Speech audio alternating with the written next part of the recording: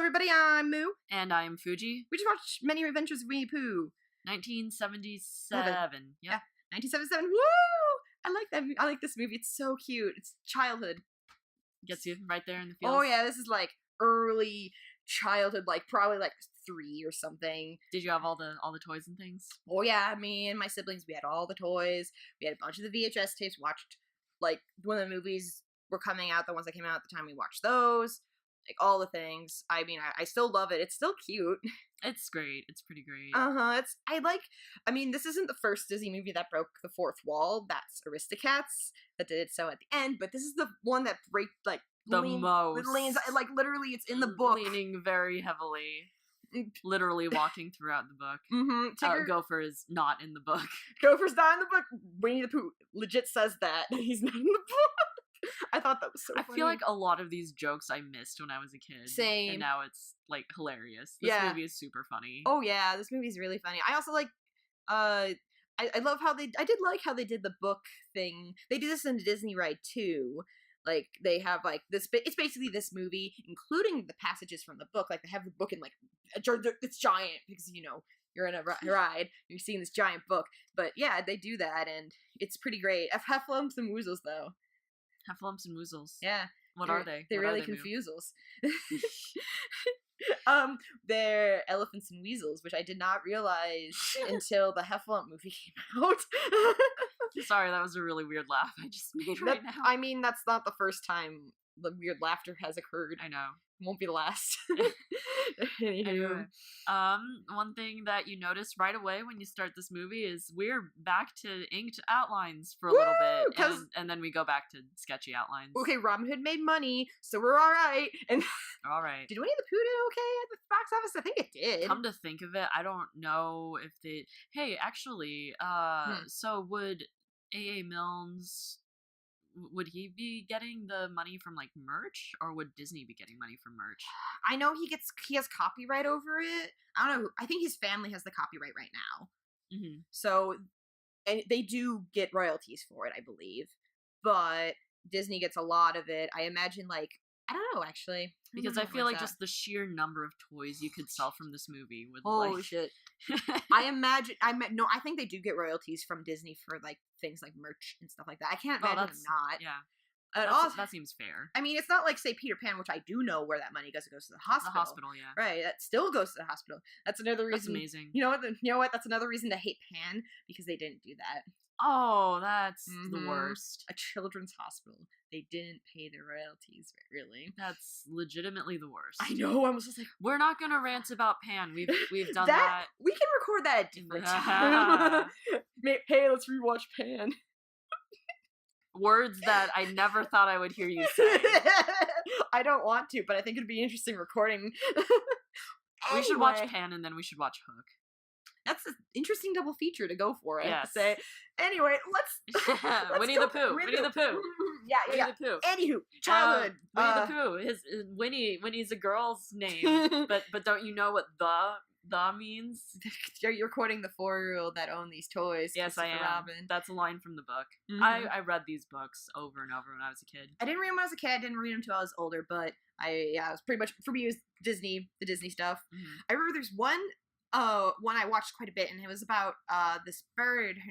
Her name was Cassie, and Rabbit becomes parental figure towards Cassie, and Cassie has to leave the nest, so to speak. And Rabbit's like, no. I don't remember all of the movie, but I remember that, or the short, or whatever it was. I do remember that part.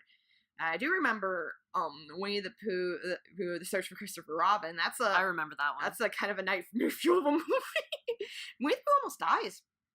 Actually, speaking of, mm-hmm, here's the thing about this movie. So listen.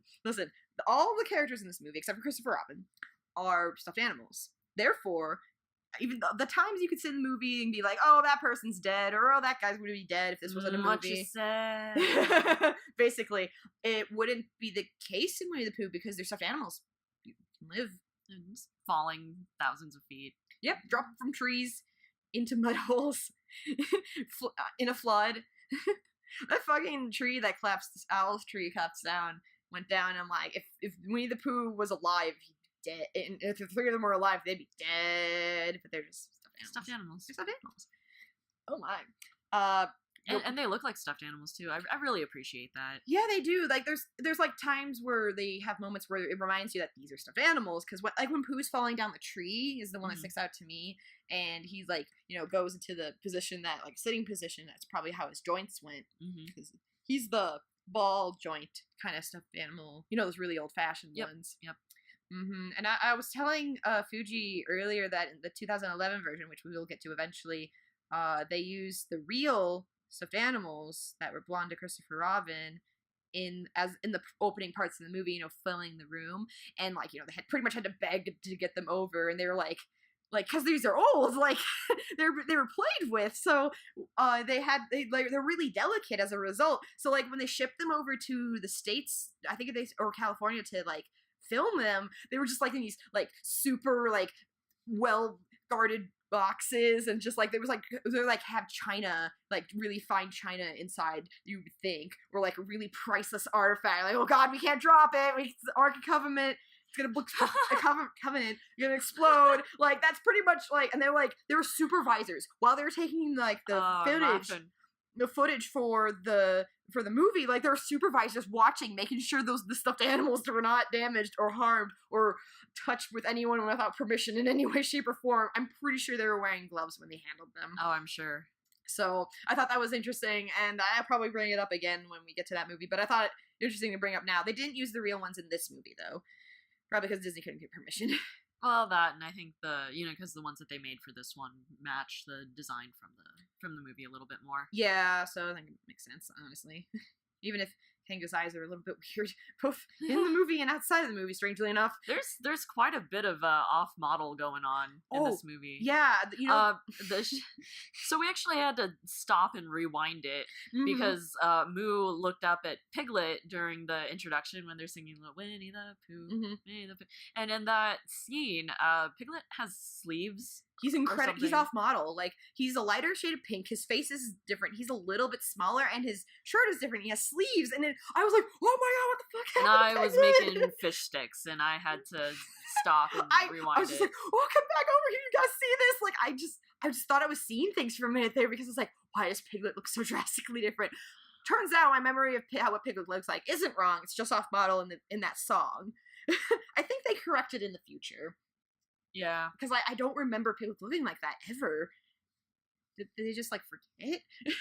I don't know.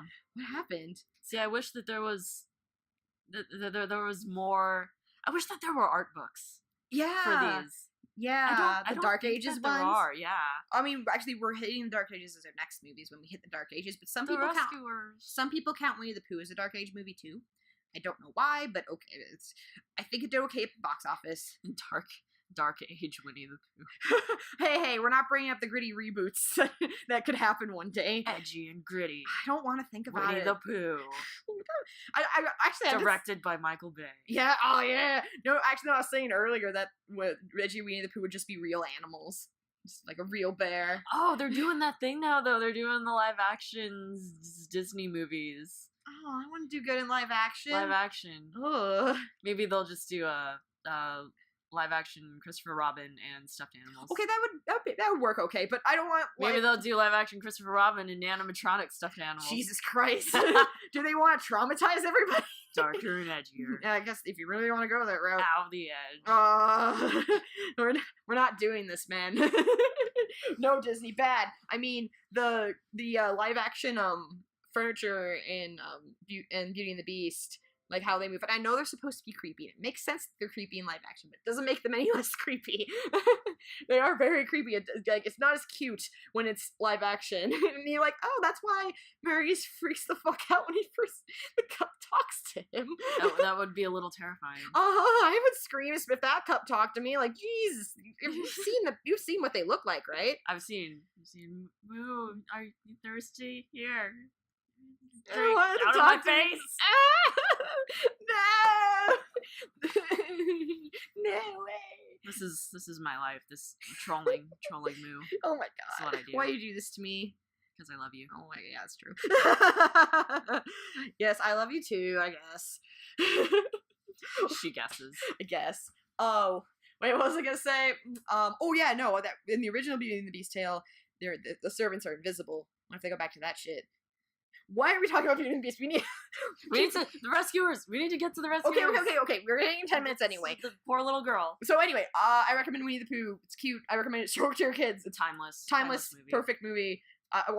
Okay, well, Yes, it is. Actually, yes, it's a perfect movie. It's a perfect movie. Fucking go watch it. We're tired of weird crap. I'm really tired of weird crap. I'm so glad we're getting out of that part. Heffalumps and Woos notwithstanding, I can deal with that because it's a dream sequence, I guess. Yeah, and it's not. You gotta let the animators have one at least. Also, Pink Elephants was way creepier. Pink Elephants was because they didn't have eyes, man. Everything was just elephants. Dream sequences with elephants. Yeah. How many Disney elephants are there? I don't know.